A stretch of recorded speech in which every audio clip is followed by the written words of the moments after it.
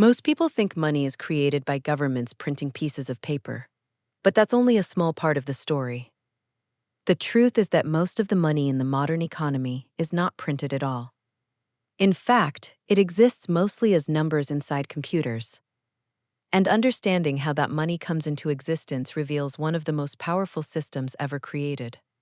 Imagine you walk into a bank and deposit $1,000. The bank doesn't simply lock that money away in a vault. Instead, it keeps a portion in reserve and lends the rest to someone else. Perhaps a family buying a home or an entrepreneur starting a business. Now here's where it gets interesting. The borrower spends that money, and the recipient deposits it into another bank.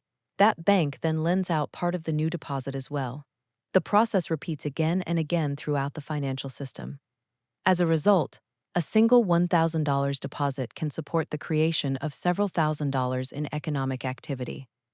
This process is known as fractional reserve banking, and it is one of the primary ways money expands within an economy. But commercial banks are only part of the story. At the center of the system sits a central bank. Institutions such as the Federal Reserve influence the money supply by adjusting interest rates and managing financial liquidity.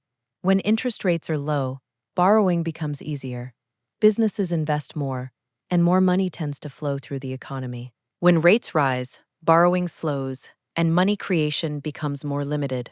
In a sense, money is not merely printed, it is created through lending, borrowing, and trust. And trust is the key word. A dollar bill has little intrinsic value. It works because millions of people agree to accept it in exchange for goods, services, and labor. The entire system depends on confidence that the money will hold value tomorrow just as it does today. This is why money is often described not as a thing, but as a social technology, a tool that allows billions of people to cooperate, trade, and build complex civilizations. Every business, every salary, every investment, and every purchase relies on this invisible network of trust. So the next time you see a dollar, remember, it is not simply paper or a number on a screen. It is a promise backed by institutions, economies, and the collective belief of society itself.